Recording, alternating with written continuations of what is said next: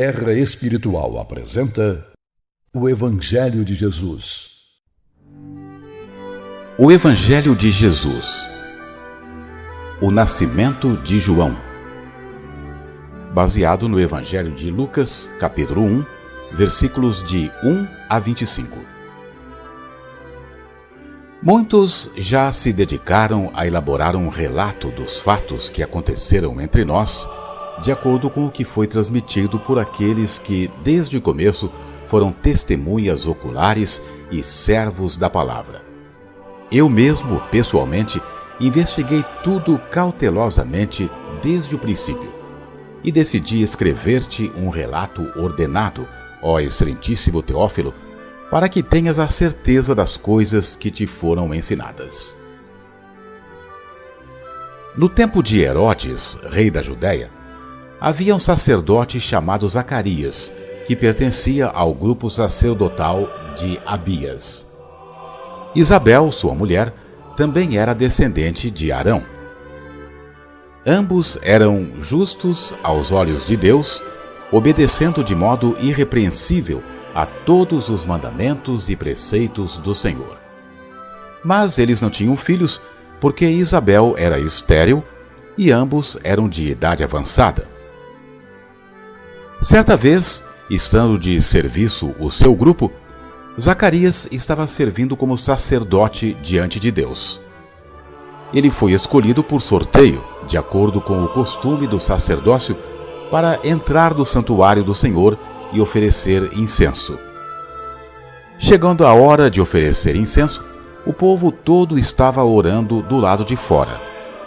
Então um anjo do Senhor apareceu a Zacarias à direita do altar do incenso. Quando Zacarias o viu, perturbou-se e foi dominado pelo medo. Mas o anjo lhe disse: "Não tenhas medo, Zacarias. Sua oração foi ouvida. Isabel, sua mulher, lhe dará um filho, e você lhe dará o nome de João. Ele será motivo de prazer e de alegria para você, e muitos se alegrarão por causa do nascimento dele, pois será grande aos olhos do Senhor. Ele nunca tomará vinho nem bebida fermentada, e será cheio do Espírito Santo desde antes do seu nascimento. Fará retornar muitos dentre o povo de Israel ao Senhor, o seu Deus. E irá adiante do Senhor no espírito e no poder de Elias, para fazer voltar o coração dos pais a seus filhos e os desobedientes à sabedoria dos justos, para deixar um povo preparado para o Senhor." Zacarias perguntou ao anjo: "Como posso ter certeza disso?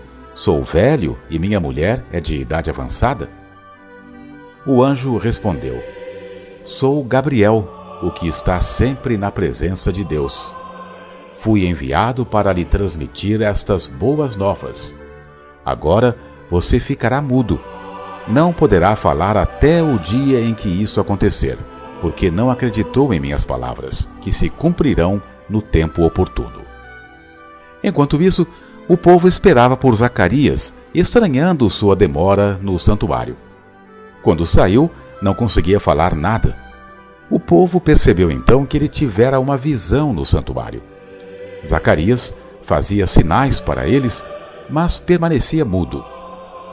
Quando se completou seu período de serviço, ele voltou para casa.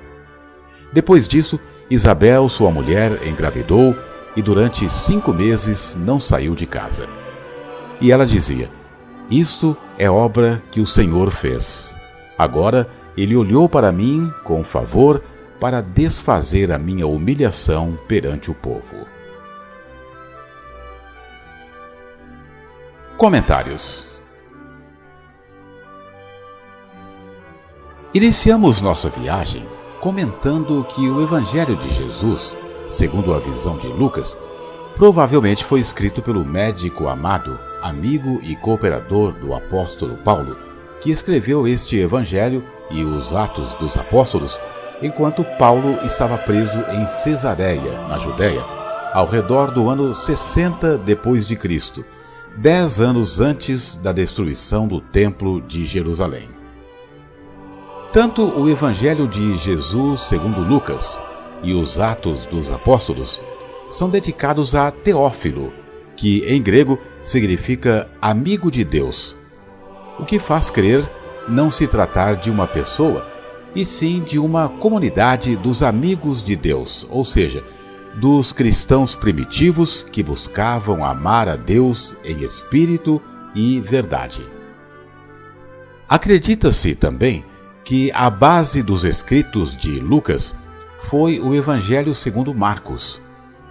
Porém, durante 2 anos na Cesareia, teve tempo para conviver e entrevistar importantes personagens que conviveram com o amado Mestre Jesus ou com as testemunhas oculares de sua história.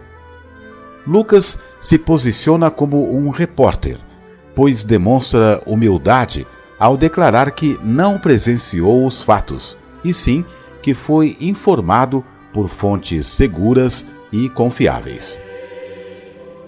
A narrativa de Lucas começa nos tempos de Herodes o Grande. Indumeu de nascimento, convertido de fachada ao judaísmo apenas para agradar ao povo da Judéia. Seu pai, Antipater, no ano 48 a.C., ficou do lado de Júlio César em sua guerra contra Pompeu Magno pelo trono de Roma. Como recompensa por sua lealdade, Júlio César concedeu a Antipater e sua família a cidadania romana, dando-lhe poderes administrativos sobre toda a Judéia em nome do Império Romano. No ano 37 a.C., Herodes marcha para Jerusalém com um enorme exército e põe fim aos últimos membros da dinastia dos Macabeus, trazendo a Pax Romana, sob tutela de espadas, lanças e escudos da Haia Imperial. Roma, como reconhecimento por seus serviços prestados, o torna Rei dos Judeus.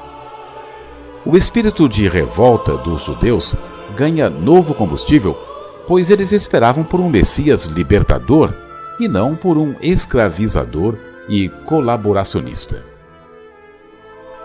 Herodes, que era um genial arquiteto, além de impiedoso rei, silencia o ódio dos judeus, samaritanos, gregos, árabes e sírios, que o odiavam mais que uns aos outros, através de uma era de construções sistemáticas, o que gerou emprego e renda para milhares de diaristas e camponeses da pobre região. Isso garantiu relativa paz, que possibilitou que Herodes tivesse um reino maior do que o do rei Salomão, até morrer ao redor do ano 4 antes da era cristã ter início. Enquanto Herodes governava com mão de ferro, camadas nacionalistas da população iam discutindo na calada da noite como seria possível eliminar Herodes e o exército romano que profanavam a nação judaica. Foi neste ambiente de ânimos conturbados e de tempos sombrios que a luz começava a brilhar no horizonte da nação israelita. Zacarias e Isabel, ambos descendentes do sacerdote Arão, irmão de Moisés, pertenciam à linhagem considerada sagrada pelos judeus. Um descendente poderia vir a ser o Messias prometido pelas Escrituras. Mas o casal não tinha filhos, o que era uma calamidade para a cultura judaica. E além disso, Zacarias e Isabel eram velhos para os padrões da época, em que a média de vida beirava, no máximo, os 50 anos. E Isabel era estéril. Este caso encontra um paralelo com a tradição do patriarca Abraão e sua mulher Sara, demonstrando a importância que desempenhariam na vida cristã. Os anjos, na tradição judaica, são considerados como seres espirituais, mensageiros de Deus ao homem, que não possuíam livre arbítrio como os homens, mas que tinham uma missão divina a ser cumprida. Os judeus não tinham a compreensão de que havia uma escala evolutiva no mundo espiritual e que o objetivo da vida era aprender a ser perfeito como o Pai Celestial, lição que Jesus ensinaria pessoalmente a um povo mais preparado para ouvir e seguir estas lições. O anjo, que se auto-intitula Gabriel, que significa Homem de Deus, é o mesmo que apareceria a Maria, mãe de Jesus, trazendo-lhe a boa nova do nascimento do Redentor dos homens. No caso em questão, Gabriel também trazia boas novas de esperança para Zacarias, assim como também foi anunciado ao pai de Sansão no Antigo Testamento, em Juízes, capítulo 13, versículos 3 ao 5. Zacarias, diante do ocorrido, racionalmente duvidou da lógica de sua velhice, de sua sanidade mental em ver um anjo e da esterilidade de sua mulher. O anjo informa que seu filho não conheceria o vinho ou bebida forte, seria um narizeu como Sansão e Samuel. Para finalizar, prenuncia que viria em espírito de Elias, isto é, não apenas como profeta, mas seria o próprio Elias, abençoado por um novo renascimento e uma missão ainda mais nobre, que é a de preparar a chegada do Cristo aos homens.